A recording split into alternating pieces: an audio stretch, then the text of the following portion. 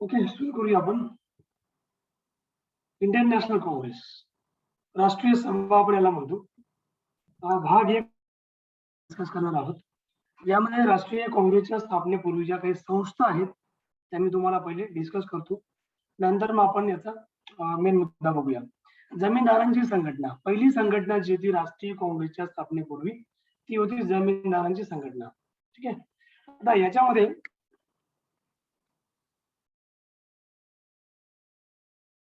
ठीक आहे. आता याच्यामध्ये बघा, जमीनदारांच्या संघटनेमध्ये 1837 मध्ये बंगालमधील काही जमीनदारांनी एकत्र येऊन लँड होल्डर्स असोसिएशन या नावाची एक संस्था स्थापन केली होती. राजकीय हक्क मिळवणे व त्याद्वारे आपल्या अडचणी दूर करून घेणे ही या संस्थेची प्रमुख उद्दिष्ट होती. बघा, तुम्हाला जर संस्था विचारल्या गेल्या कोणती संस्था कधी झाली, काय झाली, जमीनदारांनी एकत्र येऊन म्हणजे लँड होल्डर्स असोसिएशन ही संस्था कधी स्थापन झाली तर उत्तर असणार 1837 मध्ये.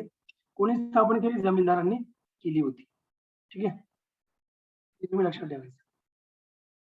त्याबरोबर पुढचा जो मुद्दा याच्यामध्ये आहे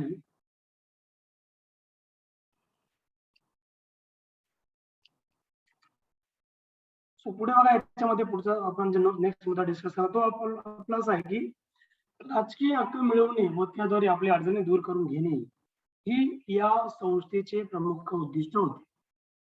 त्यासाठी या जमीनदारांनी सनदशीर मार्गांचा अवलंब केला. ज्या इंग्रजांना भारतीयांबद्दल सहानुभूती वाटत होती त्यांचीही मदत या कामासाठी घेण्यात आली होती. तसेच इंग्लंडमधील ब्रिटिश इंडिया सोसायटीशाही ठीक आहे सोसायटीशीही त्यांनी सहकार्य करण्यात आले होते. इंग्लंडमधील एक ब्रिटिश इंडिया सोसायटी होती, त्या सोसायटी सोबत त्यांनी सहकार्य केलं होतं. इंडियन असोसिएशन ऑफ बंगाल 1851 मध्ये डॉक्टर राजेंद्र लाल मित्र, रामगोपाल घोष इत्यादिकांनी याची स्थापना केली होती, इंडियन असोसिएशन ऑफ बेंगॉल. बघा, लँड होल्डर्स असोसिएशन ही वेगळी आहे, पण बंगालमध्ये स्थापना झाली होती 1837 मध्ये. आणि पुढे जे इंडियन असोसिएशन ऑफ बंगाल आहे दिस इज डिफरंट, ही 1851 मध्ये आहे. डॉक्टर राजेंद्रलाल मित्र, रामगोपाल घोष इत्यादिकांनी याची स्थापना केली होती. तिचे कार्य काही काळ चालून ती बंद पडली. तिचे पुनरुज्जीवन Indian association of Bengal presidency या नावाने 1876 साली सुरेंद्रनाथ बॅनर्जींच्या नेतृत्वाखाली कलकत्ता येथे झाली होती. त्यानंतर ब्रिटिश इंडियन असोसिएशन. बघा, या राष्ट्रीय काँग्रेसच्या राष्ट्रीय काँग्रेसची स्थापना तशी बघितली ती 1885 च्या अगोदर झाली होती. सॉरी, 1885 ला झाली होती. इंडियन नॅशनल काँग्रेस राष्ट्रीय सभेची स्थापना, याला राष्ट्रीय काँग्रेस नाही म्हणत आपण, राष्ट्रीय सभा म्हणतो मराठीमध्ये. स्थापना केव्हा झालेली? 1885 मध्ये, 1885. पण त्याच्या अगोदर काही संघटना होत्या ज्या अशा प्रत्येक अशा एरिया वाईज ते क्रिएट करायचे. एक नॅशनल लेवलला एक संघटना नव्हती जिथे सगळे एकत्र येऊन आपले विचार विनिमय की आपले ओपिनियन देऊ शकतात किंवा सहकार्य करू शकतात भारताला स्वातंत्र्य देण्यामध्ये. तर मग आता या संस्था ज्या होत्या हे एक बॅकग्राऊंड आहे इंडियन नॅशनल काँग्रेस. ठीक आहे. म्हणून पुढे बघा, पुढची जमीनदारांची संघटना आपण बघितलं. या दोन संघटना लक्षात ठेवा. एक लँड होल्डर्स, तुम्हाला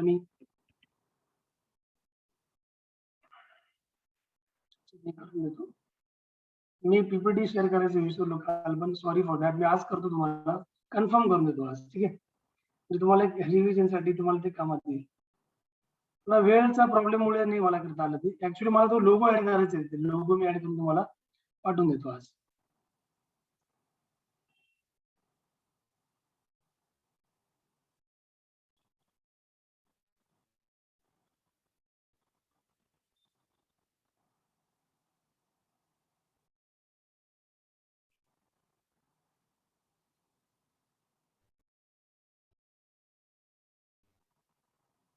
पुढची जी आहे ती जमीनदारांची संघटना आपण बघितलं. नेक्स्ट जी आहे याच्यामध्ये इंडियन असोसिएशन.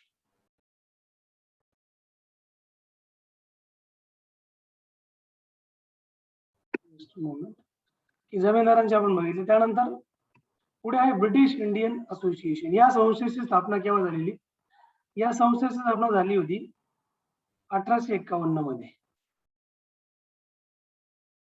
आणि यासाठी लँड ओनर्स असोसिएशन जी बंगालमध्ये स्थापन झाली 1837 मध्ये. बंगाल लँड ओनर्स असोसिएशन या नव्या संस्थेची स्थापना झाली होती. या संस्थेचे सुरुवातीचे सदस्य कोण होते? फक्त जमीनदार असले तरी यात व्यापारी, उद्योगपती, डॉक्टर, वकील, वृत्तपत्रकार यांचाही समावेश या संघटनेमध्ये झाला होता. पहिले कोण होतं? पहिले फक्त जमीनदार होते. नंतर हळूहळू सगळे याच्यामध्ये जॉईन झाले होते. डॉक्टर, वकील, पत्रकार, ठीक आहे, त्यानंतर उद्योगपती वगैरे यांचा याच्यामध्ये समावेश झाला होता. कारण हे पण मग आता कसं करू लागलं की जे पण डॉक्टर्स होते त्यावेळेस त्यांनाही कुठेतरी ब्रिटिश पॉलिसी पासून सफर करावं लागलं होतं. ब्रिटिशांचा जो त्रास होता, तो त्रास काही एका व्यक्तीला नव्हता. तो भारतातल्या जवळपास 90% जनतेला त्याचा त्रास होता. 10% जनता त्यांच्या फेवरमध्ये होती ब्रिटिशांच्या. ठीक आहे. या संघटनेचा दृष्टिकोन राष्ट्रीय स्वरूपाचा होता. म्हणजे भारतात तुम्हाला मी सांगतो, जेवढे उद्योगपती होते ना, तेवढे म्हणजे एक प्रकारे ब्रिटिशांचे तुळवे चढायचे. ओके. आज पण तीच कंडिशन भारतामध्ये आहे. त्यामुळे या संघटनेचा दृष्टिकोन राष्ट्रीय स्वरूपाचा होता. बंगालमधील इतर संस्थांशी तिचे चांगले संबंध देखील होते. ब्रिटिश इंडियन असोसिएशनचे. ठीक आहे. मद्रासमध्ये या संघटनेची शाखा काढण्यात आली होती. नंतर ईस्ट इंडिया असोसिएशन आली. 1865 मध्ये याची स्थापना लंडन मध्ये दादाभाई नौरोजी, उमेशचंद्र बॅनर्जी, दोन नाव लक्षात ठेवा. एक्झाम मध्ये तुम्हाला 100% विचारलं जाणार. 1865 साली लंडन मध्ये दादाभाई नौरोजी आणि उमेशचंद्र बॅनर्जी यांनी लंडन इंडियन असोसिएशनची स्थापना केली होती. 1 वर्षानंतर या सोसायटीचे रूपांतर ईस्ट इंडिया असोसिएशन मध्ये झाले होते. एका वर्षामध्ये ईस्ट इंडिया असोसिएशन मध्ये याचं रूपांतर केलं गेलं होतं. ही संस्था लवकरच ब्रिटिशांमध्ये लोकप्रिय झाली. या संस्थेत सेवानिवृत्त इंग्रज अधिकारी होते. मुंबई, मद्रास, कलकत्ता येथे या संघटनेच्या शाखा गेले होत्या. संघटनेचं नाव ईस्ट इंडिया असोसिएशन, हे तुम्ही लक्षात ठेवायचं. आणि तुम्हाला याचे फाउंडर जर विचारले गेले दादाभाई नौरोजी, परत सांगतो मी, लक्षात ठेवायचं, दादाभाई नौरोजी आणि उमेशचंद्र बॅनर्जी. हा घटनाक्रम आहे ना, हिस्ट्रीमध्ये तुम्हाला महत्वाचं काय माहिती आहे का? घटनाक्रम आहे. तुम्हाला घटनाक्रम माहिती असणं गरजेचं आहे. कोणती घटना कधी झालेली तुम्हाला घटनाक्रम विचारतात एक्झाम मध्ये. तुम्हाला ते पेयरच्या स्वरूपात विचारतात. Match the following pairs. त्याच्यामध्ये कोणती घटना केव्हा झाली, त्याचं इयर काय आहे ते तुम्हाला माहिती पाहिजे. तुम्हाला समजा डायरेक्ट त्यांनी राष्ट्रीय सभेच्या पूर्वी भारतामध्ये स्थापन केल्या गेलेल्या संस्था, त्यांची तुम्हाला समजा यादी दिली. एक साईडला 4 संस्थांचं नाव दिले, दुसऱ्या बाजूला त्यांनी तुम्हाला इयर्स दिलेत. तुम्हाला हे खाली वरती देऊ शकतात ना ते. अशा प्रकारचा प्रश्न तुम्हाला याच्यावर एक्झाम मध्ये विचारला जातो. आणि विचारलेले आहेत एमपीएससी, विचारत नाही असं नाही. एमपीएससी सगळं विचारते एमपीएससी. त्यामुळे मग आपण पण सगळ्या प्रकारे तयार राहायचं. त्यानंतर पुढचा याच्यातला मुद्दा आहे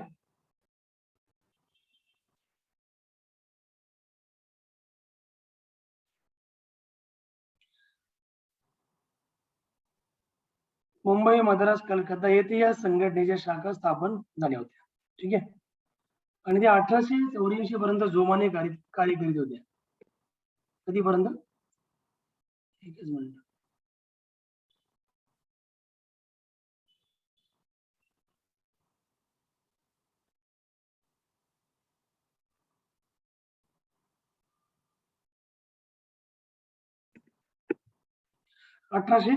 जवळपास 84 पर्यंत जोमाने कार्य करीत होते. पुढे ब्रिटिशांची सहानुभूती कमी झाली होती. पहिले ब्रिटिश सहानुभूती दाखवायचे ना इंडियन लोक, पर्टिक्युलर इंडियन लोकांसाठी. पुढे ब्रिटिशांची सहानुभूती कमी झाली आणि या संस्थेचा प्रभाव हळूहळू कमी होत चालला होता. ठीक आहे. त्यानंतर पुढचा मुद्दा, संघटना घेऊया. पुढची संघटना पुणे सार्वजनिक सभा. पुणे सभेची स्थापना कोणी केलेली आहे? न्यायमूर्ती रानडे. न्यायमूर्ती म्हणजे एक प्रकारे वकील होते. वकील म्हणजे ते न्याय वगैरे करायचे त्या काळामध्ये. ठीक आहे. लोकांना जस्टिस वगैरे देणं किंवा ब्रिटिश कोर्टामध्ये ते जायचे पहिले. प्रॅक्टिससाठी जायचे ते. प्रॅक्टिस म्हणजे वकिलांना आपण डॉक्टर कसं प्रॅक्टिस करतो असं सांगतो आपल्याला, तसं वकीलही प्रॅक्टिस करतात. ठीक आहे. आता बघा इथे त्यांनी म्हटलेलं तुम्हाला ही संस्था न्यायमूर्ती रानडे यांचे उजवे हात म्हणून ओळखले जाणारे गणेश वासुदेव जोशी, हे सगळे पुण्यातले रानडे जोशी, गणेश रानडे जोशी, सॉरी गणेश नाही, गणेश वासुदेव जोशी उर्फ सार्वजनिक काका. तुम्हाला एक्झामला विचारलं गेलं, सार्वजनिक काका म्हणून कोणाची ओळख आहे? गणेश वासुदेव जोशी यांची. लक्षात घ्या, सार्वजनिक काका म्हणून कोणाची ओळख आहे? गणेश वासुदेव जोशी यांची.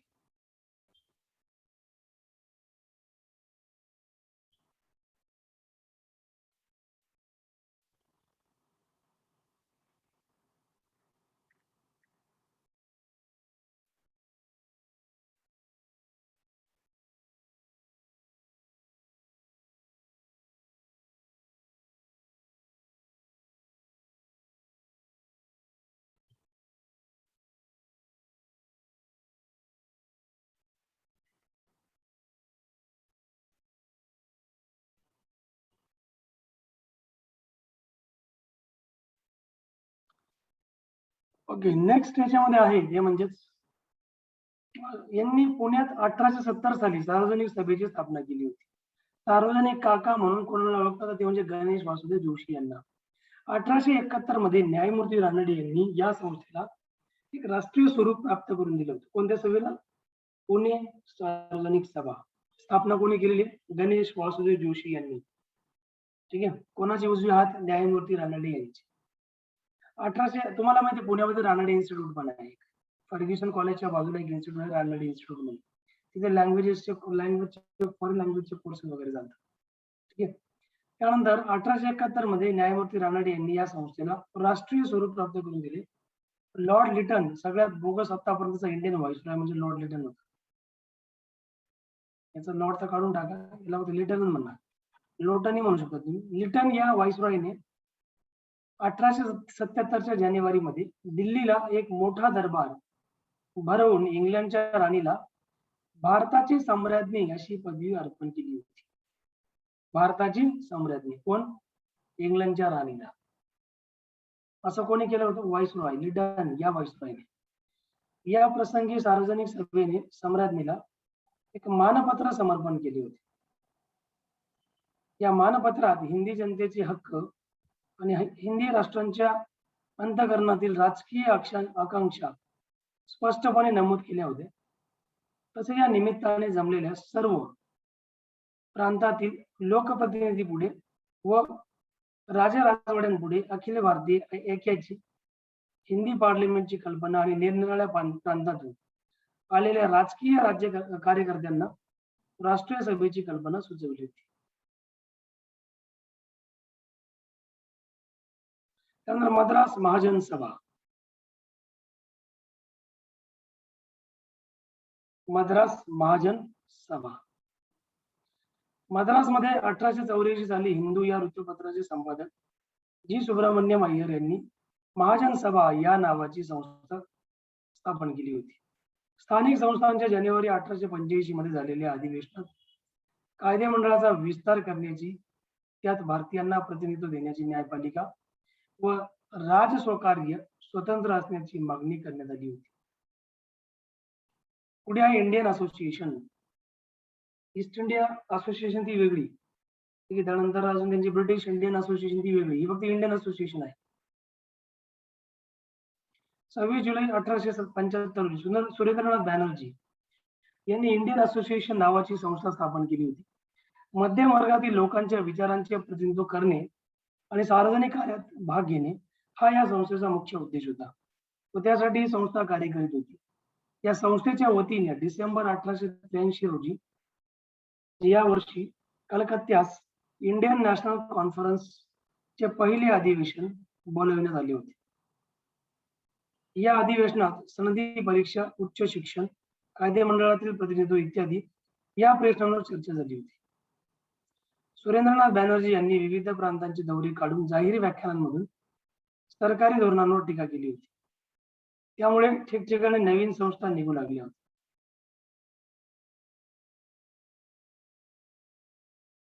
त्यानंतर इंडियन नॅशनल युनियन.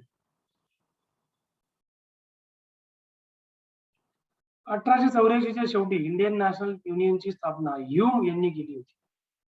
भारताचे संघटन करणे, नैतिक, सामाजिक व राजकीय दृष्टीने भारताचा विकास साधणे, सरकार व जनता यांच्यात प्रेमाचे संबंध प्रस्थापित करणे इत्यादी या संघटनेची उद्दिष्टे होती.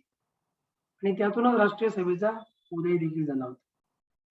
26 ऑगस्ट 1852 रोजी बॉम्बे असोसिएशनची जगन्नाथ शंकर शेठ, डॉक्टर भाऊदाजी इत्यादिकांनी स्थापना केली होती.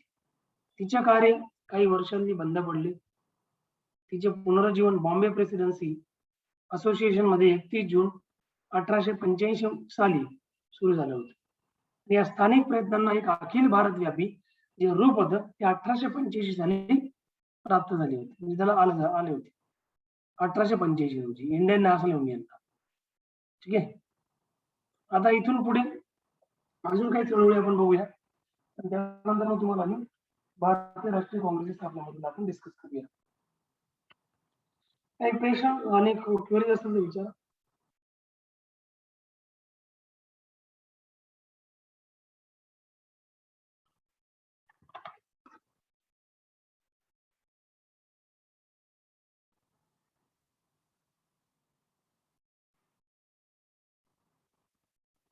भारतातील कामगार चळवळ 1850 ते 1900 भारतातील कामगार वर्गाच्या उदयाचा कालखंड आहे.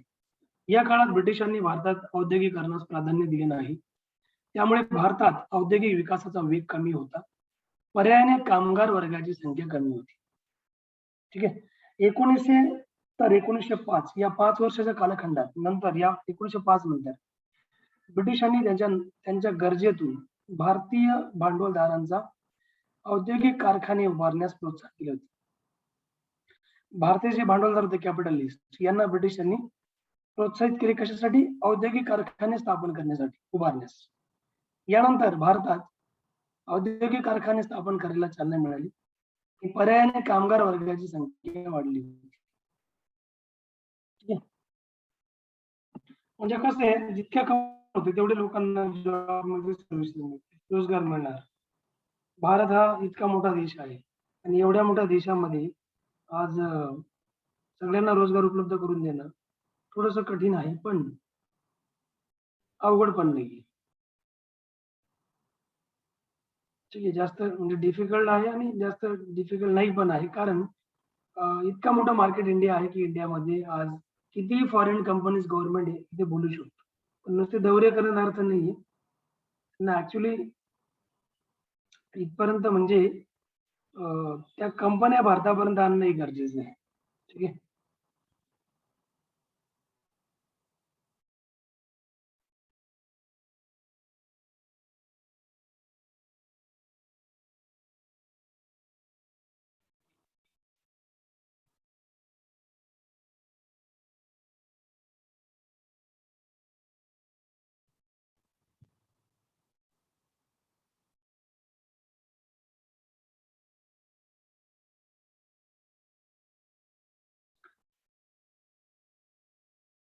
त्यानंतर बघा पुढे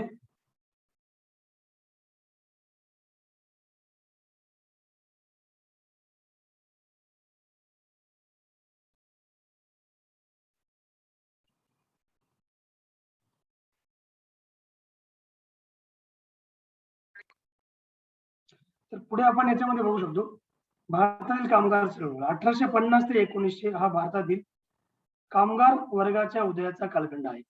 या काळात ब्रिटिशांनी भारतात औद्योगिकरणास प्राधान्य दिले होते. मी तुम्हाला सांगितलं की ब्रिटिशांनी जे भारतीय भांडवलदार होते त्या भारतीय भांडवलदारांना त्यांनी प्रोत्साहित पण केले की तुम्ही भांडवल भारतामध्ये उभारा. ठीक आहे. आणि यानंतर भारतात औद्योगिक कारखाने स्थापन व्हायला एक प्रकारे चालना मिळाली, सुरुवात झाली होती. लोकांना मग रोजगार मिळू लागला भारतीय लोकल लोकांना. आणि या प्रकारे यानंतर मग भारतात एक प्रकारे पर्यायाने कामगार वर्गाची संख्या वाढत चालली होती. आणि जसे जसे कारखाने उभारत चालले होते भारतीय भांडवलदार कामगार संख्या जशी वाढत चालली होती त्या प्रकारे ब्रिटिश म्हणजे एक प्रकारे त्यांचा अत्याचार भारतीय कामगारांना सुरू झाला होता. कारण बरेच तुम्हाला सांगितलं ना, महात्मा गांधींनी सत्याग्रह केले होते. कुठले? कामगारांचेच केले होते. निळे क्रांती सत्याग्रह चंपारणचा 1918 मधला, 1919 मधला, 20 मधला अहमदाबादचा तो कामगारांचा सत्याग्रह गांधींनी केला होता. 1881 साली बॉम्बे मिल हँड असोसिएशनची स्थापना करण्यात आली होती. महात्मा फुलेंनी ही संस्था नारायण मेघाजी लोखंडे यांच्या मदतीने स्थापन केली होती. नारायण मेघाजी लोखंडे यांचा जन्म हा 1848 साली ठाणे येथे झाला होता आणि ते भारतातील कामगार चळवळीचे प्रणेते आहेत किंवा त्यांना मानलं जातं. भारतातील कामगार चळवळीचे प्रणेते. तुम्हाला एक्झामला प्रश्न विचारला जाणार. बॉम्बे मिल्स हँड्स असोसिएशनची स्थापना तुम्हाला मी स्टार मार्क करून देतो. तुम्हाला हे in case when I share PPT with you you will this point will be highlighted. आपण मला हायलाइट करता येईल तुम्हाला.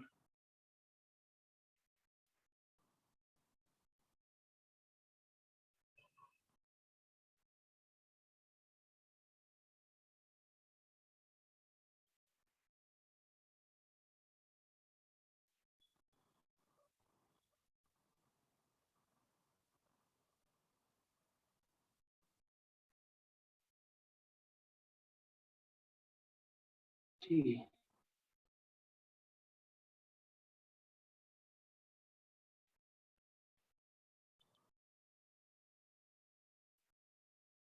बघा एक्झामला प्रश्न विचारला जाऊ शकतो. 1841 साली जी बॉम्बे मिल हँड्स असोसिएशन स्थापन केली गेली होती ती कोणी स्थापन केली होती? ती महात्मा फुलेंनी स्थापन केली. कोणाच्या मदतीने? तर आन्सर तुमचं राहणार आहे ते नारायण मेघाजी लोखंडे यांच्या मदतीने केली होती.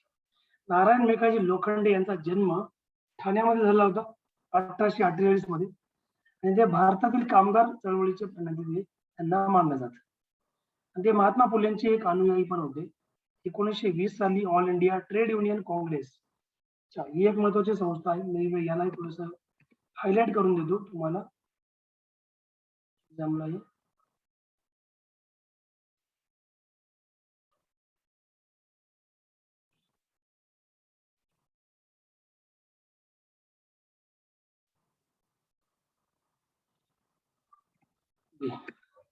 तर बघा 1920 साली All India Trade Union Congress AITUC आपण याला म्हणतो.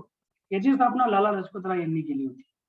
जोसेफ बाप्टिस्टा आणि नारायण मल्हार जोशी यांनी इतरांच्या सहकार्याने या संस्थेची स्थापना केली होती.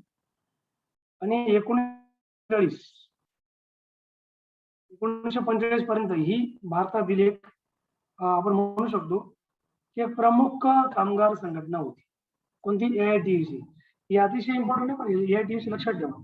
1945 नंतर ही जी संघटना होती 1945 नंतर ही संघटना भारतीय कम्युनिस्ट पक्षाची सहकारी संघटना झाली होती, ज्याला आपण CPI म्हणतो, कम्युनिस्ट पार्टी ऑफ इंडिया, भारतीय कम्युनिस्ट पक्ष. नारायण मल्हार जोशी हे कामगार नेते होते. 1920 साली त्यांनी AITUC च्या स्थापनेत पुढाकार घेतला होता. AITUC चे 1925-1929 या काळामध्ये जनरल सेक्रेटरी होते ते कोण? नारायण मल्हार जोशी. 1931 मध्ये जोशींनी AITUC सोडली आणि all India Trade union federation ची स्थापना त्यांनी केली होती. AITUC मध्ये डाव्यांचे प्रमाण वाढल्यामुळे म्हणून जोशींनी AITUC ही संस्था सोडली होती. ठीक आहे. त्यानंतर पुढे आपण जाऊया. राष्ट्रीय सभेची काँग्रेसची स्थापना. आता इथून पुढे आपण इम्पॉर्टंट पॉइंट की पॉइंट डिस्कस करूया. राष्ट्रीय सभेची म्हणजेच काँग्रेसची स्थापना. राष्ट्रीय सभा म्हणजेच काँग्रेसला राष्ट्रीय सभा म्हणायची. ठीक आहे. त्यावेळेस आज जे काँग्रेस आहे ते काँग्रेस ही राष्ट्रीय सभा वेगळी होती. ही गोष्ट तुम्ही लक्षात घ्या.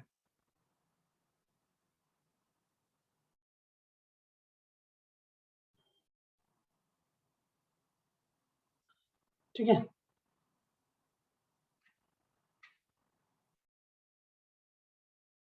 ब्रिटिश अधिकाऱ्यात ही व्हाईसरॉय लॉर्ड डफरिन, एवो ह्यूम सारखे लोक यांनी भारतात सुराज्य निर्माण व्हावे, स्वराज्य येते ऍक्च्युली बाय प्रिंट मिस्टेक झालेली.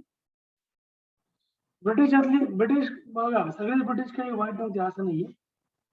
काही ब्रिटिश जे होते का म्हणजे 90% 100%तून 10% आपण म्हणू शकतो. 10% सोडा, 100%तून 5% लोक असे होते ब्रिटिश लोक. त्यांना कुठेतरी वाटायचं की भारताला स्वातंत्र्य देऊन टाकावं, काय वगैरे बिनकामाचं आपण त्यांच्यावर अन्याय करावा, हे पण त्यांना वाटायचं. असे काही लोक होते. मग याच्यामध्ये जसं लॉर्ड आपला हा डफरिन, व्हाईसरॉय डफरिन होता. ठीक आहे. त्यानंतर हा तर ऑलरेडी व्हाईसरॉय होता आणि कोण? डफरिन व्हाईसरॉय असल्यामुळे डफरिनला असं कुठेतरी वाटायचं. त्यानंतर मग दडपलेल्या जनतेच्या असंतोषाचा भडका उडू नये, त्यांच्या अभिव्यक्तीला एक सनदशीर साधन मिळावे, हिंदी लोकांना स्वायत्ततेचे हक्क प्राप्त व्हावेत, असे त्यांना वाटत होतं. बघा, एका साईडला अन्याय करायचे, एका साईडला त्यांना असं वाटायचं. पण हे लोक काही चांगले होते. जे ह्यूम, आता एवो ह्यूम जो आहे ना, यांनीच राष्ट्रीय सभेची स्थापनेचा एक प्रकारे आयडिया दिली होती भारतीयांना. परंतु हे लोक कसे होते माहिती आहे का, हे लोक चॅप्टर लोक होते. जरी आपण म्हणू शकतो ब्रिटिश लोक 5% म्हणलो, अर्ध्या टक्के फक्त, पण 0.000 समथिंग, त्याला आपण थोडंफार बरं म्हणू शकतो. अदरवाईज आता एवो ह्यू म्हणजे काय खूप चांगला होता असं नाही, व्हॉइस डेफरन्स काय चांगला होता असं नाही. परंतु यांना असं वाटायचं की लोकांचा जर भडका उडाला तरी आपल्याला जिवंत सोडणार नाहीत भारतीय लोक, कारण तेवढा अन्यायच ब्रिटिश गव्हर्नमेंटने भारतामध्ये भारतीय लोकांना केला होता. त्यांना असं वाटायचं की इन केस पुढं आपल्याला प्रॉब्लेम्स होतील, हे लोक जर ऍट द टाइम पूर्ण भारत जर पेटला तर आपल्याला पेटून पळावं लागेल इथं, असं यांना वाटायचं. त्यानंतर मग झालं असं की दडपलेला या असंतोषाचा भडका उडू नये, त्यांच्या अभिव्यक्तीला एक सहनशील साधन मिळावे, हिंदी लोकांना स्वायत्ततेचे हक्क प्राप्त व्हावेत, असे वाटत होते या लोकांना. म्हणून सर्व देशाचे प्रतिनिधित्व करणारी एखादी अखिल भारतीय राजकीय संस्था म्हणजेच राष्ट्रीय सभा निर्माण झालेली नव्हती त्यावेळेस, ती निर्माण व्हावी. म्हणजे आपण एक प्रकारे म्हणू शकतात की राष्ट्रीय सभा जी होती ना, इंडियन नॅशनल काँग्रेस, एक प्रकारे एक सेफ्टी वॉल होती.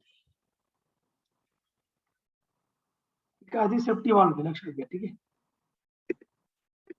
सेफ्टी वॉल म्हणजे काय, त्यांना भारतामध्ये सतत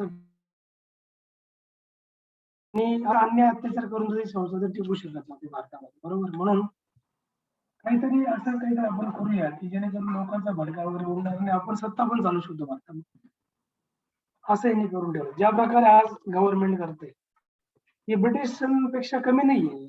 दिस इज व्हेरी बॅड, ठीक आहे. मग काही गोष्टी चांगल्याही कराव्या लागतात ना, वाईट गोष्टी कसं करणार गव्हर्नमेंट, लोकांना ते मार्केटिंग करावं लागेल चांगल्या गोष्टींची, बाबा आम्ही असं असं तुमच्यासाठी करतोय, बरोबर. त्यांनी जे नाही केलं आम्ही ते करतोय, भले मग ते करू ना करू पण आम्ही करतोय, बोलून दाखवतायत, ठीक आहे. सर्व देशाचे प्रतिनिधित्व करणारी एखादी अखिल भारतीय राजकीय संस्था निर्माण झालेली नव्हती. स्थापन करणे एवो ह्यूम या सेवानिवृत्त संधी अधिकाऱ्याने Sir William Wedderburn, Sir Henry Cotton, Captain Nick Cotton या 2 सेवानिवृत्त इंग्रज अधिकाऱ्यांचेही सहकार्य घेतले होते.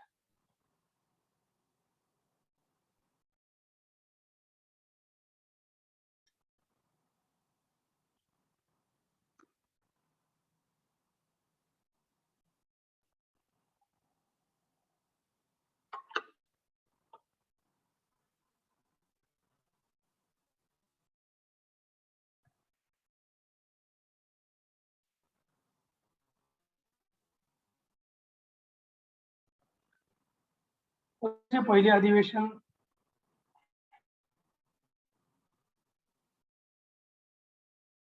मुंबईचे हंगामी गव्हर्नर लॉर्ड रे यांच्या अध्यक्षतेखाली पुण्यास भरविण्याचे ठरले होते. पहिलं अधिवेशन. आता हे अधिवेशनची पूर्ण लिस्ट मला मी नेक्स्ट क्लासमध्ये देणार आहे. कोणतं अधिवेशन कुठे घडलं, त्याचे अध्यक्ष कोण होते, कोणत्या साली ते झालं, जो मुख्य मुद्दा काय होता, हे आपण पुढच्या क्लासला बघणार आहोत. कारण त्याच्यावर पण तुम्हाला एक्झामला प्रश्न आहेतच.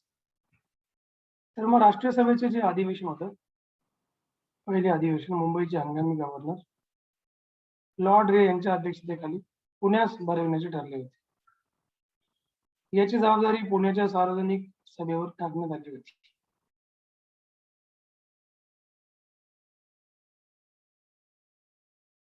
पण पुण्यास फार मोठ्या प्रमाणावर प्लेगची साथ झाली, त्यामुळे ते 28 डिसेंबर 1885 रोजी मुंबईच्या गोवालिया टँक जवळील गोकुळदास तेजपाल संस्कृत कॉलेजमध्ये ते भरविण्यात आले होते. या 3 दिवसीय अधिवेशनाच्या आयोजनाची जबाबदारी बॉम्बे असोसिएशन या संस्थेवर टाकण्यात आली होती. बॉम्बे असोसिएशन लक्षात घ्या बरं, स्थापना केव्हा झाली काय तुम्हाला पुढे मी सांगणार आहे, ते अजून सांगितलं नाही. आपण काही सगळ्या संघटना घेतल्या नाही, कारण बघा इतिहासामध्ये मी तुम्हाला काय सांगितलं आहे, घटनाक्रम लक्षात ठेवायचा. कोणती संस्था, कधी स्थापना, अध्यक्ष कोण, कोणी केली, काय केली, व्हॉटएव्हर, कोणत्या साली झाली, हे या 3-4 गोष्टी मेन लक्षात ठेवणं गरजेचं आहे. उमेशचंद्र बॅनर्जी हे या पहिल्या राष्ट्रीय सभेचे अध्यक्ष होते. बघा, तुम्हाला जर विचारलं गेलं इंडियन नॅशनल काँग्रेसच्या पहिल्या सभेचे अध्यक्ष कोण होते, पहिले इंडियन, पहिले कोण होते बघा, तुम्हाला मी नाव सांगितलं ना मागच्या याच्यामध्ये स्लाइड मध्ये, की पहिले होते हे लॉर्ड यांच्या अध्यक्षतेखाली ती होणार होती पहिली सभा. परंतु याच्यावर मोठ्या प्रमाणात प्लेगची साथ त्यावेळेस पुण्यामध्ये आली होती 1885 मध्ये. त्यामुळे ते 28 डिसेंबर 1885 रोजी मुंबईच्या गोवालिया टँक जवळील गोकुळदास तेजपाल संस्कृत कॉलेजमध्ये भरवण्यात आले होते. या 3 दिवसीय अधिवेशनाच्या आयोजनाची जबाबदारी बॉम्बे असोसिएशन या संस्थेवर टाकण्यात आली होती. उमेशचंद्र बॅनर्जी हे या पहिल्या राष्ट्रीय सभेचे अध्यक्ष होते, तर एवो ह्यूम पहिले सचिव होते. सर्व भारतातून एकूण 72 प्रतिनिधी राष्ट्रसभेच्या पहिल्या अधिवेशनास हजर होते आणि त्यामध्ये दादाभाई नौरोजी, फिरोजशाह मेहता, न्यायमूर्ती के टी तेलंग, दीनशा वाचा, वीर राघवाचार्य, पी आनंद चार्लू, गंगा प्रसाद वर्मा, न्यायमूर्ती Ranade, Badruddin Tyabji, Raghav Bhandarkar, S Subramaniam Iyer, Diwan Bahadur Raghunathrao, Keshav Pillai, N G Chandavarkar, गोग अगरकर इत्यादी हिंदी नेत्यांचा याच्यामध्ये समावेश होता. त्याबरोबर काँग्रेसचे पुढील अधिवेशन 28 डिसेंबर 1886 रोजी कोलकाता इथे भरलं होतं. पहिले अधिवेशन कुठं लक्षात घ्या, कुठं भरलं पहिले अधिवेशन सांगा, कुठे भरलं? मुंबई. मुंबईला कुठे? गोवालिया टँक जवळील गोकुळदास तेजपाल संस्कृत कॉलेजमध्ये पहिलं अधिवेशन भरलं होतं राष्ट्रीय सभेचं, हे लक्षात घ्या. ठीक आहे. पुण्यामध्ये प्लेगचं असल्यामुळे पुणे कॅन्सल झालं होतं. पुण्यामध्ये होणार होतं लॉर्डच्या नेतृत्वाखाली, परंतु ते कॅन्सल झालं आणि नंतर मग उमेशचंद्र बॅनर्जीच्या नेतृत्वाखाली ते पहिले बघितलं गेलं. म्हणजे उमेशचंद्र बॅनर्जी हे पहिलेच अध्यक्ष बनले होते राष्ट्रीय सभेचे. त्यानंतर भरपूर अध्यक्ष आले, दादाभाई नौरोजी होते, त्यानंतर पटेल होते, सरदार पटेल, नेहरू होते, बरेच होते. एवो ह्यूम पहिले सचिव बनले होते. एवो ह्यूम यानेच आयडिया दिली. एवो ह्यूम यांना एक राष्ट्रीय सभा म्हणजे एक सेफ्टी वॉल म्हणून त्यांनी निर्माण केली होती भारतीय लोकल लीडर्सला घेऊन.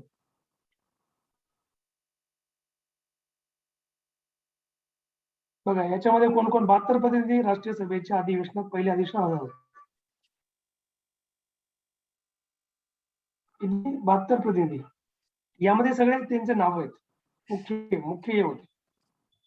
काँग्रेसच्या पुढील अधिवेशन 28 डिसेंबरला 2 नंबरचं अधिवेशन कुठे झालं, सेकंड 1886. प्रत्येक वर्षी एक अधिवेशन काँग्रेसचं व्हायचं, प्रत्येक वर्षी एक. ते कलकत्त्याला झालं आणि त्याचे अध्यक्ष कोण होते, यानंतर एवो ह्यूम आणि राणी व्हिक्टोरिया यांना धन्यवाद देऊन सभा बरखास्त करण्यात आली होती. राष्ट्रसभेचे सुरुवातीचे स्वरूप हे कार्यपद्धती मवाळच होती, म्हणून कार्य करायचे. दुसऱ्या पार्टला आपण सुरुवात करणार. तुम्हाला पहिल्या पार्टवर काही क्वेश्चन असेल तर विचारा.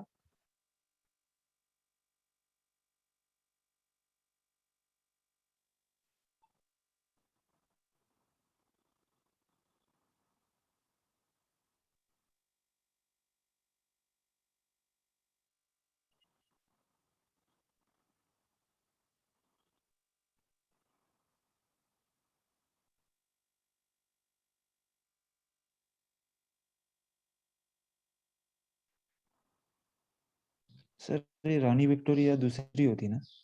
हा, ओके. राणी व्हिक्टोरिया इंग्लंडची.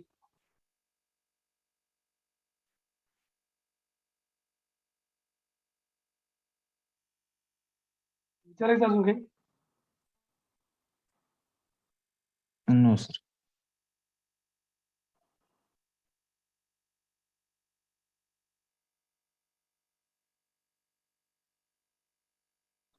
सेकंड पार्टला स्टार्ट करूया. सेकंड पार्ट आहे इंडियन नॅशनल काँग्रेस राष्ट्रीय सभा भाग 2. राष्ट्रीय सभेचे स्वरूप व कार्यप्रणाली कशा प्रकारे होती. ठीक आहे.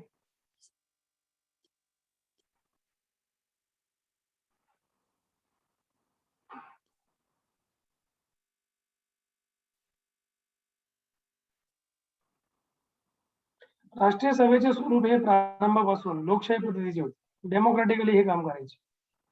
डेमोक्रॅटिकली म्हणजे no opposition, no nothing like this. ठीक आहे, त्या प्रकारे. मग आता याच्यामध्ये आपण बघूया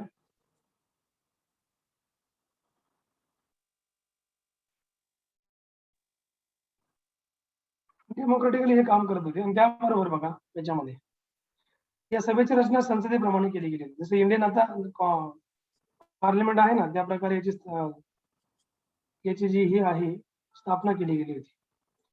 तिचे कामकाज हे चर्चा व मतदान अशा लोकशाही मार्गाने चालत असते. चर्चा आणि मतदान. बरोबर. म्हणजे आता जसं की आता तुम्ही बघा ना, संसदेमध्ये काय होतं, एखादं विधेयक वगैरे पास केलं तर चर्चा होते, याच्यावर मतदान होतं. बरोबर. केवळ अर्ज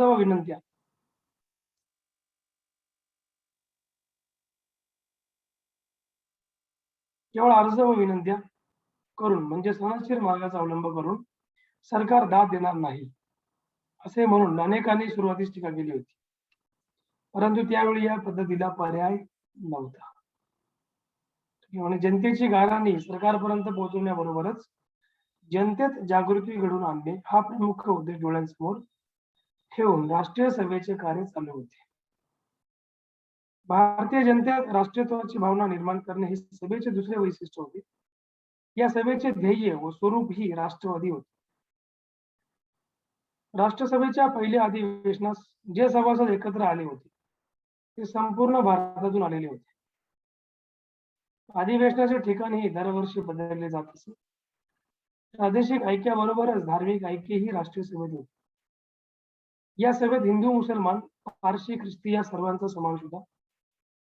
हिंदू किंवा मुसलमान सदस्यांनी नाकार दिलेला ठराव संमत होऊ नये अशी तरतूद 1888च्या या अधिवेशनामध्ये करण्यात आली होती.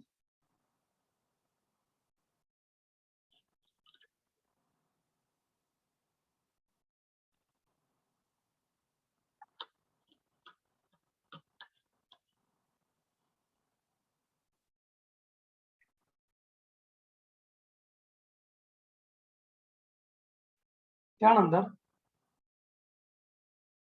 पुढचा पॉइंट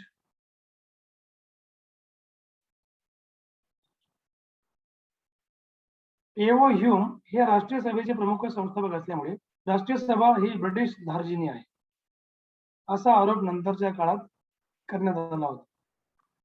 जसं 1885 ला याची स्थापना झाली आणि स्थापना झाल्यानंतर एक प्रकारे आरोप लावले गेल्यानंतर की एओ ह्यूमचा हा प्लॅन आहे की लोकांनी यांच्या विरुद्ध म्हणजे आंदोलन करू नये, भडका लोकांचा ओढू नये, लोकांनी त्याच्या अगेन्स्ट स्ट्राईक करू नये ब्रिटिश गव्हर्नमेंटच्या अगेन्स्ट. त्यामुळे राष्ट्रीय काँग्रेसची स्थापना केली गेली, इंडियन नॅशनल काँग्रेसची, असा आरोप नंतर लावला गेला. ह्यूम यांचे नेतृत्व स्वीकारण्यात आले होते कारण ते उदारमतवादी होते. त्यासोबतच जर भारतीयांनी अशी संस्था सुरू केली असती तर सरकारने नक्कीच अडथळा आणला असता आणि त्यामुळे भारतीयांच्या दृष्टीने ह्यूम यांचा उपयोग वीज निरोधकासारखा झाला असता. राष्ट्रीय काँग्रेसच्या स्थापनेसाठी कोलकाता विद्यापीठाच्या विद्यार्थ्यांना पत्र पाठवून राष्ट्रीय काँग्रेसच्या स्थापनेसाठी कोलकाता विद्यापीठाच्या विद्यार्थ्यांना पत्र पाठवून ह्यूम यांनी पाठिंबा मागितला होता. सुरुवातीला राष्ट्रीय सभा मोठभर सुशिक्षितांपुरती होती. पहिल्या अधिवेशनाला ह्यूम यांनी इंग्रजी भाषा येणाऱ्यांनाच आमंत्रणे दिली होती. त्यामुळे राष्ट्रीय सभेच्या सुरुवातीच्या नेत्यांवर टीका झाली. परंतु राष्ट्रीय एकात्मता साधताना राजकीय नेत्यांचे संघटन ही पहिली पायरी होती. लोकशाहीशी जनतेचा परिचय व्हावा व त्यांच्यात स्वदेशाभिमान जागृत व्हावा हे महत्वाचे काम सुरक्षित हिंदी नेत्यांनी राष्ट्रसभेच्या माध्यमातून केले होते. ठीक आहे. तर थोडा मी 2 मिनिटाचा ब्रेक घेतो.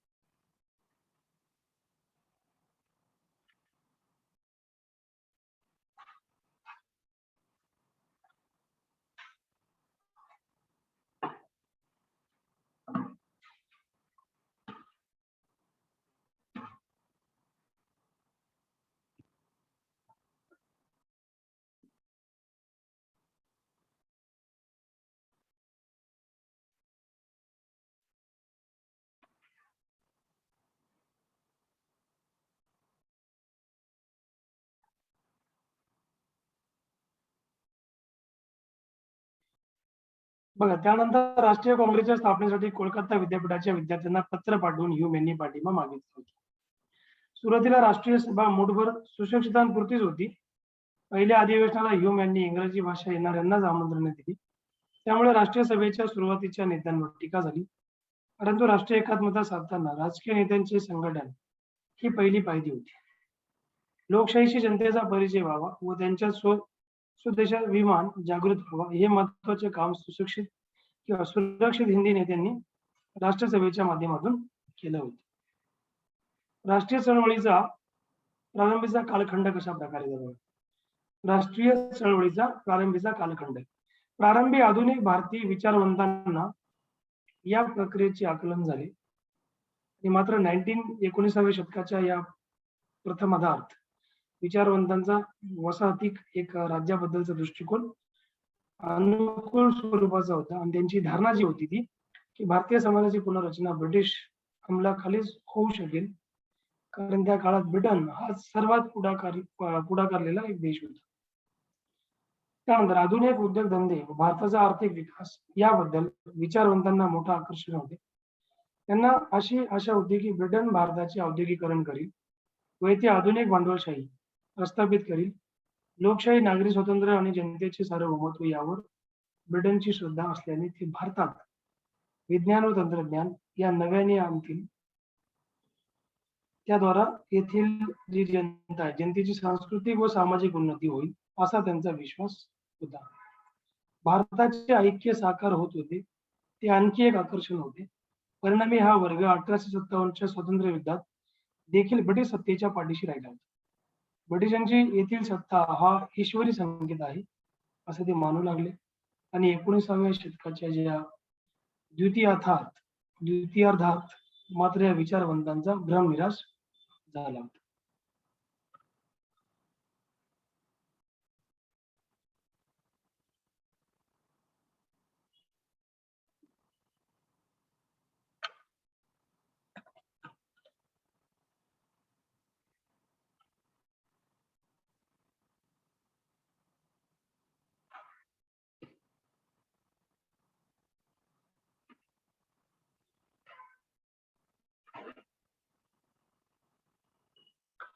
त्यानंतर यामध्ये पुढचा मुद्दा आहे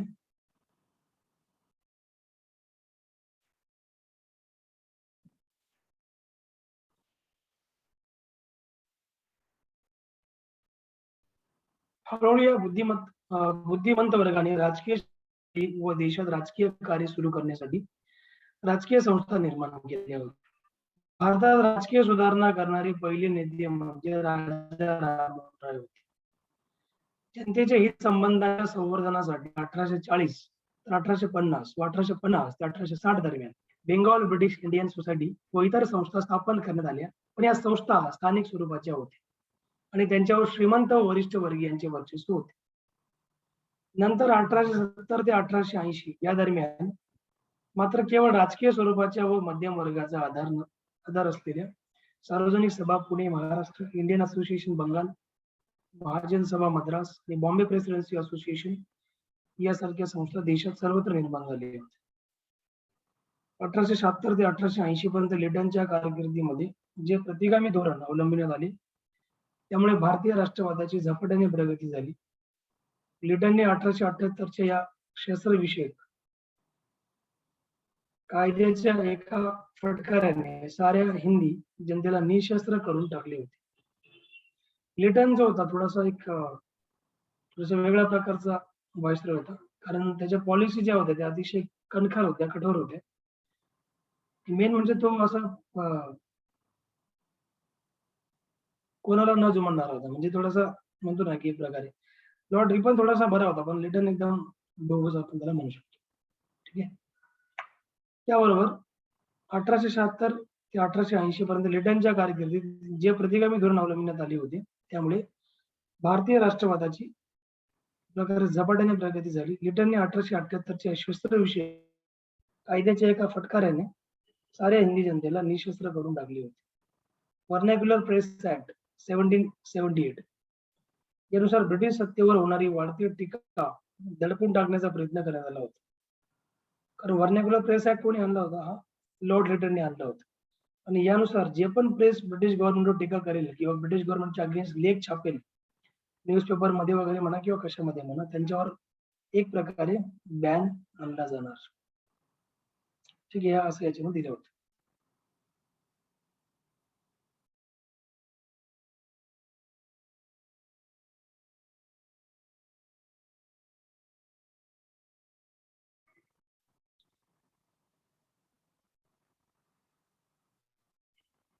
सेवन नंबरचा पण सर्व्हिस परीक्षेस बसण्याची वयोमर्यादा.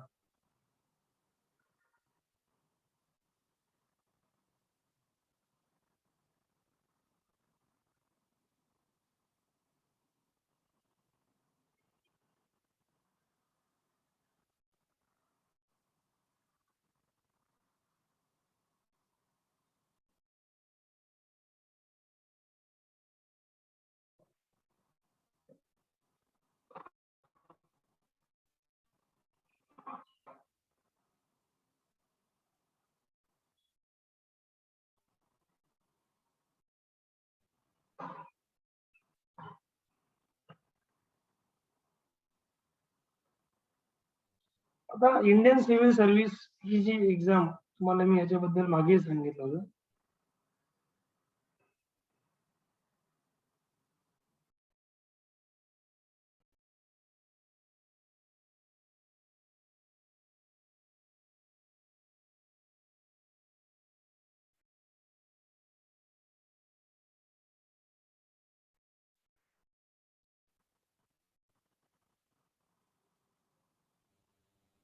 इंडियन सिव्हिल सर्व्हिस परीक्षेत बसण्याची वयोमर्यादा 21 वरून 19 वर आणण्याने भारतीयांना या सेवेमध्ये प्रवेश करण्याची संधी आणखीनच कमी झाली होती.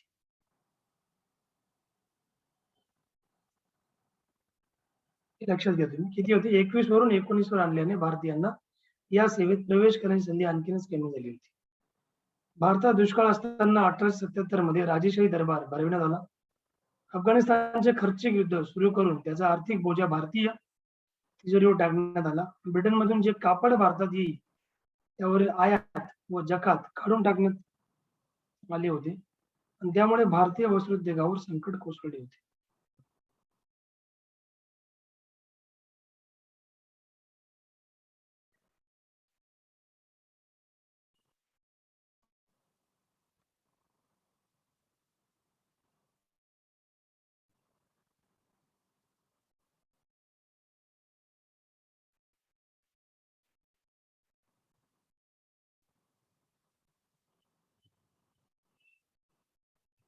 याबरोबर ही सर्व उदाहरणे ब्रिटिश सत्तेचे वसाहतीवादी स्वरूप स्पष्ट करणारी आहेत. 1883 मध्ये लॉर्ड रिपन यांनी इल्बर्ट बिल संमत करून वर्णीय पक्षपाताचे एक डळडळीत उदाहरण दूर केले व भारतीय जनतेच्या भावना शांत करण्याचा प्रयत्न केला होता. भारतीय राष्ट्रवादाची वाढ होण्याच्या दृष्टीने या घटनांमुळेच योग्य वातावरण निर्माण झाले होते. भारतीय राष्ट्रीय सभेचा म्हणजे इंडियन नॅशनल उदय,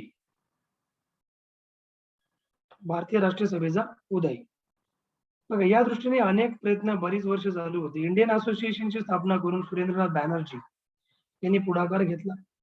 अखेर 1885च्या डिसेंबरमध्ये मुंबईत इंडियन नॅशनल काँग्रेसचे अधिवेशन भरले. अशा रीतीने भारतीय स्वातंत्र्य लढ्याची सुरुवात अगदी लहानशा प्रमाणात झाली होती. प्रारंभीच्या काळातील राष्ट्रवादी नेत्यांचे असे मत होते की स्वातंत्र्यासाठी प्रत्यक्ष लढा देण्याची वेळ अद्याप आलेली नाही. प्रथमतः अशा लढ्याची पायाभरणी करायला हवी. प्रारंभीच्या राष्ट्रवादी नेत्यांची याबाबत अनेक उद्दिष्टे होती, हे तुम्ही लक्षात घ्या.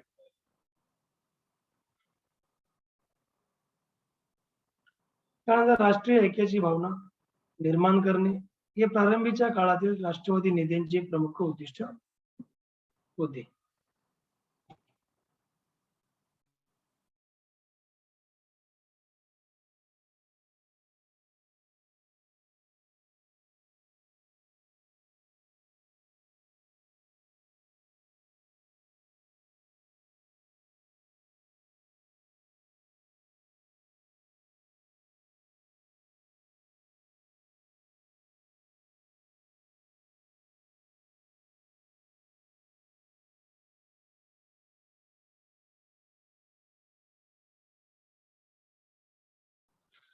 प्रारंभीच्या काळातील राष्ट्रवादी नेत्यांचे असे मत होते की स्वातंत्र्यासाठी प्रत्यक्ष लढा देण्याची वेळ अद्याप आलेली नाहीये.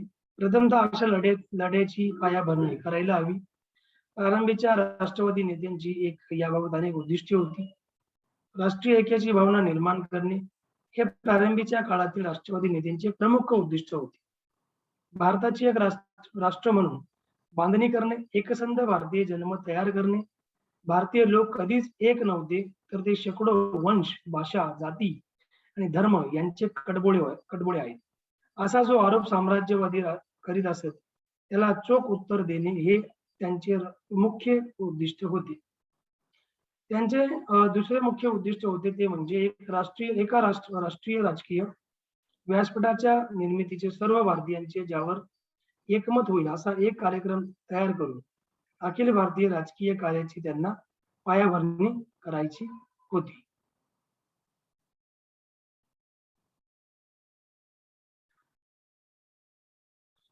त्यानंतर भारतीय जनतेला राजकीय दृष्ट्या जागृत करणे, राजकीय प्रश्नांबद्दल जनमानसात आस्था निर्माण करणे आणि भारतातील जनतेत प्रबोधन करून तिला संघटित करणे हे तिसरे प्रमुख उद्दिष्ट होते.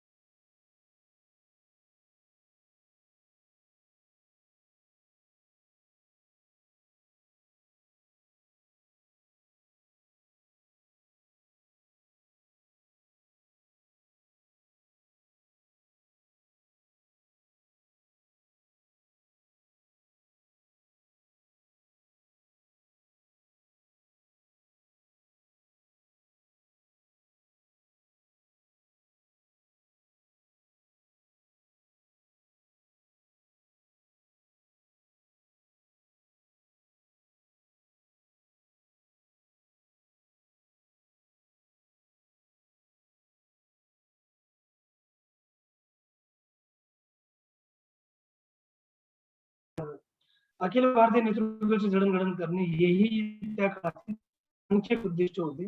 असे एकत्रित नेतृत्व असल्याखेरीज कोणत्याही चळवळीची प्रगती होत नाही. 1880 पूर्वीच्या काळात असे नेतृत्वच अस्तित्वात नव्हते. याखेरीज राजकीय कार्यासाठी सामान्य राजकीय कार्यकर्त्यांना शिकवून तयार करावायचे होते. अशा रीतीने व्यापक आधारावर व अखिल भारतीय पातळीवर वसाहतवाद विरोधी राष्ट्रवादी चळवळी निर्माण कराव्यात, अशी प्रारंभीच्या राष्ट्रवादी नेत्यांची एक उद्दिष्ट होती.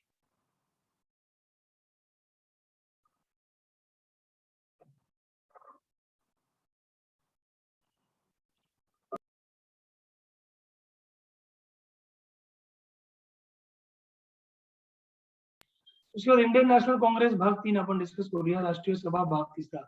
स्वातंत्र्य चळवळीतील काँग्रेस. आता बघा, काँग्रेसचं एक उद्दिष्ट होतं, मी तुम्हाला सांगितलं की काँग्रेस हे डेमोक्रॅटिकलीचा अर्थ असा होतो की बघा, जे आहे ते मागण्या करायचं, मागण्या, विनंत्या, अर्ज, हे असं काँग्रेसची काय होती, एक नीती होती, एक त्यांचं धोरण होतं की आपण जेही मागणी करायची ब्रिटिश गव्हर्नमेंटला ती आपण मागण्यांच्या स्वरूपात, एक म्हणजे एक रिक्वेस्ट विनंती करायची. ठीक आहे, त्यानेच आपण आपल्याला सुविधा मिळणार असं यांची धारणा होती. आणि तुम्हाला मी सांगितलं ना, 1907 मध्ये सुरत अधिवेशन जेव्हा राष्ट्रीय सभेचे झाले होते 1907 मध्ये, यामध्ये 2 गट निर्माण झाले, एक मवाळवादी, एक जहालवादी. मवाळ म्हणजे विनंती, अर्ज विर्ज करायचे ब्रिटिश गव्हर्नमेंटला, आणि जहालवादी कसे होते, डायरेक्ट म्हणजे ते आतंक आपलं त्यांचं म्हणजे डायरेक्टली ते असं ऐकत नव्हते. ठीक आहे, म्हणजे ब्रिटिश गव्हर्नमेंटला जे आम्हाला पाहिजे ते आम्हाला पाहिजे, जसं आम्ही बॅन करून टाकू तुमच्या गव्हर्नमेंटची पॉलिसी. आणि मग ते जे आपले हे होते रिव्हॉल्युशनिस्ट, ज्याला आपण क्रांतिकारक म्हणतो, क्रांतिकारकांना ते सपोर्ट करायचे. ही सपोर्ट करत नव्हते इंडियन मवाळ. 2 गट राष्ट्रीय सभेमध्ये, 2 गट पडले राष्ट्रीय काँग्रेसमध्ये, मवाळ आणि जहाल, दोन्ही लक्षात ठेवा. नंतर जहाल जे होते ना, यांना राष्ट्रीय काँग्रेसने बॅन करून दिलं होतं राष्ट्रीय सभेत. लोकमान्य टिळक त्यांचे बेस्ट एक्झाम्पल, लाला लजपत राय त्यांचे एक्झाम्पल आहेत जहालवादी. त्यामुळे 1905 बघा, इथे त्यांनी म्हटलं स्वातंत्र्य चळवळीतील काँग्रेस. अर्ज विनंत्यांच्या मार्गाने भारतीयांना ब्रिटिशांकडून राजकीय हक्क मिळू शकतील, या श्रद्धेला व्हाईसरॉय लॉर्ड कर्झनच्या कारकिर्दीत धक्का बसला होता.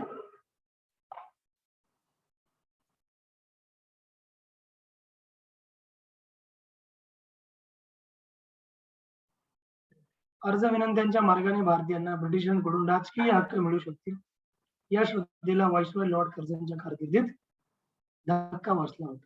कर्झनने बंगालची फाळणी करण्याचे ठरविले, त्यामुळे 1905 सालच्या सुमारास वंगभंगाच्या विरुद्ध आंदोलन सुरू झाले. अर्ज विनंत्यांपेक्षा जास्त परिणामकारक कार्यक्रम राजकीय नेत्यांनी आखला होता. एका सभेत चतुसूत्रीच्या संदर्भात तीव्र मतभेद उत्पन्न होऊन नेमस्त व जहाल असे 2 गट पडले होते. भारत सेवक गोपाळकृष्ण गोखले यांच्या नेतृत्वाखाली नेमस्त गट तयार झाला. ब्रिटिशांच्या राजनीतीवर समारोपाच्या मार्गाने हिंदी जनमताचा प्रभाव पडू शकतो, असे नेमस्त गटाचे मत होते. तुम्हाला सांगितलं ना, नेमस्त, जहाल आणि मवाळ असे 2 गट होते.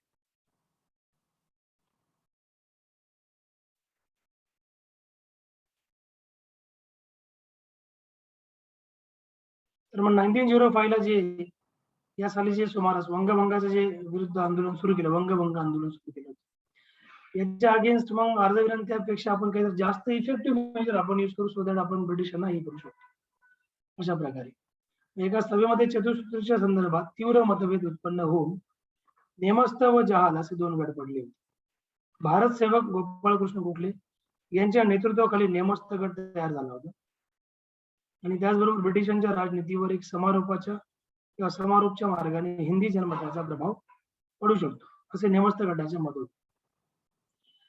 स्वराज्याची चळवळ बहिष्कार व कायदेभंगापर्यंत गेल्याशिवाय गत्यंतर नाही, असे लोकमान्य बाळ गंगाधर टिळक यांच्या नेतृत्वाखाली तयार झालेल्या जहाल गटाचे मत होते.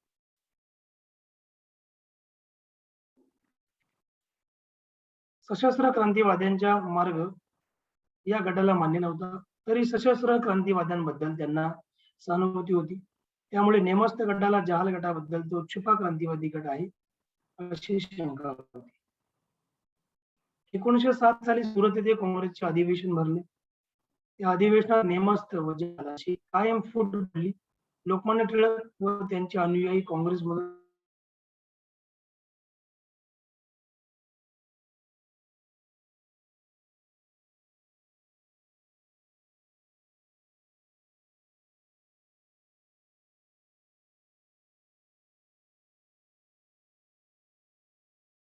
वाढविले. 1937 साली विधिमंडळाच्या 1935च्या कायद्यानुसार होणाऱ्या निवडणुका काँग्रेसने लढवल्या होत्या. परंतु विधिमंडळात निवडून आल्यावर अधिकार ग्रहण मात्र करायचे नाहीत, असं ठरवले होते. या निवडणुकांमध्ये काँग्रेसला भरघोस यश मिळाले, त्याबरोबर निवडणुकीच्या प्रारंभी अधिकार न घेण्याचा विचारही बदलावा लागला होता. 11 प्रांतांपैकी 6 प्रांतात काँग्रेसची मंत्रिमंडळे अधिकारूढ झाली. विना काँग्रेसची मंत्रिमंडळेही हळूहळू काँग्रेसच्या छायेखाली काम करण्याची तयारी दाखवू लागली. तोच 1939 मध्ये दुसरे जागतिक महायुद्ध सुरू झाले आणि या युद्धात ब्रिटिशांनी भारताला आपल्या बाजू सामील करून घेतल्याची घोषणा केली होती. भारतीय नेत्यांना म्हणजेच काँग्रेसला न विचारता ही घोषणा केली होती. म्हणून काँग्रेसच्या सर्व मंत्रिमंडळांनी निषेधार्थ राजीनामे दिले होते. त्यानंतर 15 ऑगस्ट 1947 रोजी स्वतंत्र भारत आणि स्वतंत्र पाकिस्तान अस्तित्वात आल्याची घोषणा झाली होती. स्वतंत्र भारताचे लोकशाहीनिष्ठ संविधान तयार करून प्रचंड बहुमताने मान्य केले.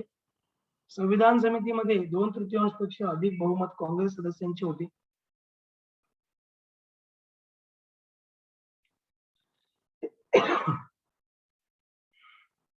स्वातंत्र्यानंतर काँग्रेसची वाटचाल बघूयात आपण.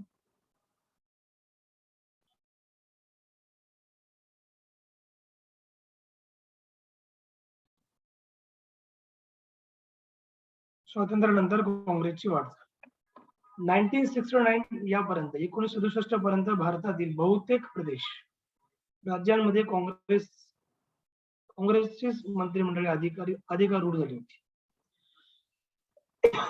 1967 पर्यंत भारतातील बहुतेक जे प्रदेश होते प्रदेश राज्यांमध्ये काँग्रेसची मंत्रिमंडळे अधिकारूढ झाली होती.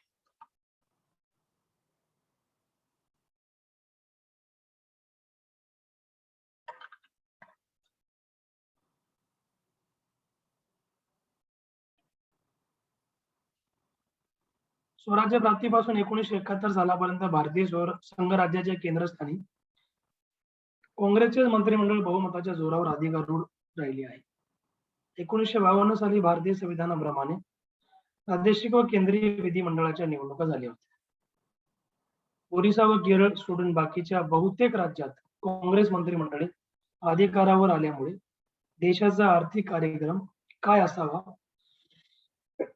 याचे ध्येय व धोरण काँग्रेस या राजकीय पक्षाने प्रामुख्याने आखले. पंचवार्षिक योजनाचे मार्गदर्शन ही प्रथम पासून काँग्रेसनेच केले. प्रथम सहकारी अर्थव्यवस्थेप्रमाणे कल्याणकारी राज्य निर्माण करण्याचा उद्देश घोषित केला होता. समाजवादी ध्येयवाद व लोकशाही निष्ठा यांचा समन्वय साधण्याचा प्रयत्न होऊ लागला. लोकशाही समाजवाद हे अंतिम उद्दिष्ट ठरले. या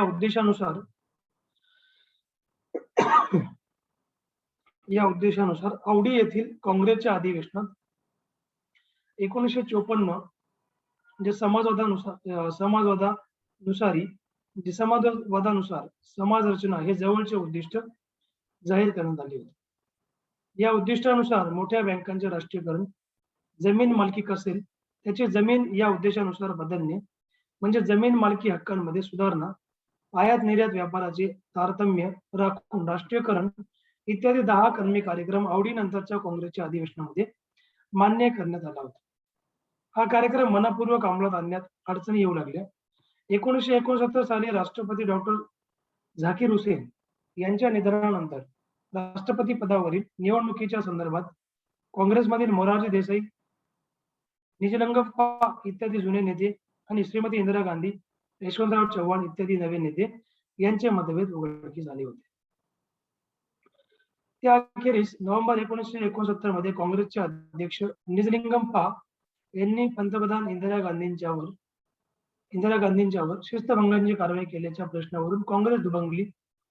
निजलिंगप्पाच्या नेतृत्वाखालील काँग्रेसचा उल्लेख संघटना व जुनी काँग्रेस आणि इंदिरा गांधींच्या नेतृत्वाखालील काँग्रेसचा उल्लेख सत्ताधारी किंवा नव काँग्रेस असा होऊ लागला होता. मार्च 1971 मध्ये काँग्रेस संसदेच्या मध्यावधी निवडणुका घेण्यात आल्या.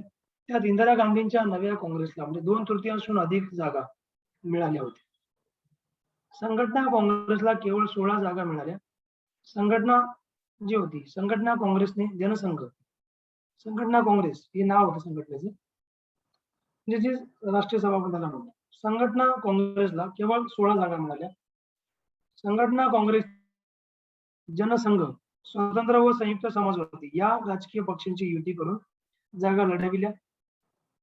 प्रचंड बहुमत मिळाल्यामुळे संघ राज्याच्या केंद्रस्थानी इंदिरा गांधींच्या नेतृत्वाखाली काँग्रेस पक्षाचे सरकार स्थापन झाले. नोव्हेंबर 1971 मध्ये सर्वोच्च न्यायालयाने नव काँग्रेसला अधिकृत काँग्रेसची मान्यता दिली होती. म्हणजे हा काँग्रेसचा एक इतिहास आपण बघितला. ठीक आहे. राष्ट्रीय काँग्रेस पक्षावरील टीका. बघा, राष्ट्रीय सभा म्हणजे हे जे आपण म्हणतो ना, राष्ट्रीय काँग्रेस, राष्ट्रीय सभा, याच्या पुढे काँग्रेस कसं तयार झालं तुम्ही यांच्यामध्ये बघू शकता. ठीक आहे. त्यानंतर राष्ट्रीय काँग्रेस पक्षावरील टीका कशी झाली होती बघा. राष्ट्रीय सभा म्हणजे इंग्रजांनी स्वतःचे साम्राज्य वाचवण्यासाठी निर्माण केलेले ढाल, याच्यावर टीका होती. जिल्हा सुरक्षा झडप, सेफ्टी वॉल असे याला म्हणायचे. काँग्रेस पक्ष म्हणजे इंग्रजांनी भारतीयांना 3 दिवसाचा खोटा तमाशा दाखवण्याचा प्रयोग होय. लॉर्ड डफरिन यांच्यानुसार काँग्रेस म्हणजे भारतातील नगण्य अल्पसंख्याकांसाठी सुरू केलेली संघटना होती. भारतात लोकशाही पद्धतीने सरकार स्थापनेची काँग्रेसची मागणी म्हणजे अज्ञातात मोठी उडी मारणे होय. डफरिननेच भारतातील शासकीय कर्मचाऱ्यांना काँग्रेस सोबत एक संबंध ठेवू नये असा आदेश दिला होता. आणि अशा प्रकारे आपण राष्ट्रीय काँग्रेस बद्दल डिस्कस केलं. तुम्हाला काही डाऊट्स, क्वेश्चन्स विचारा.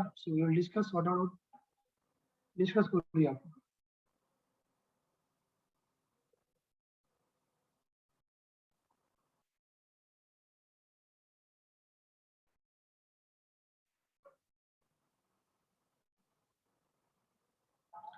काही प्रश्न क्वेश्चन तुम्हाला असतील ते विचारू शकता तुम्ही.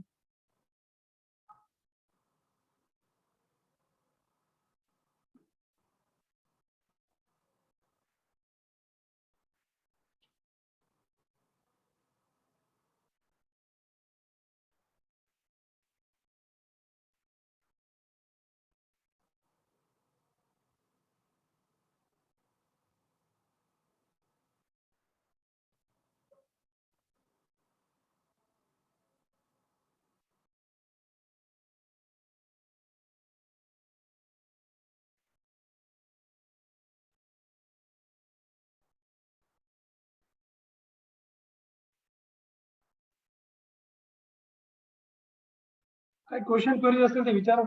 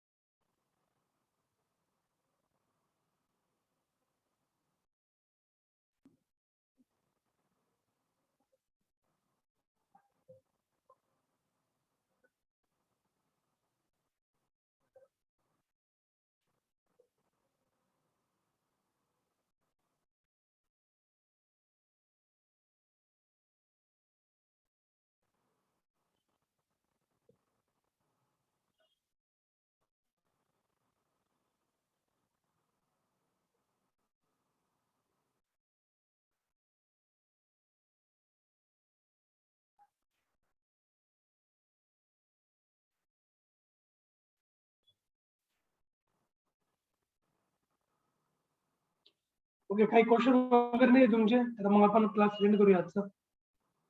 Okay sir. Thank you sir. Yeah welcome. Have a good day all of you.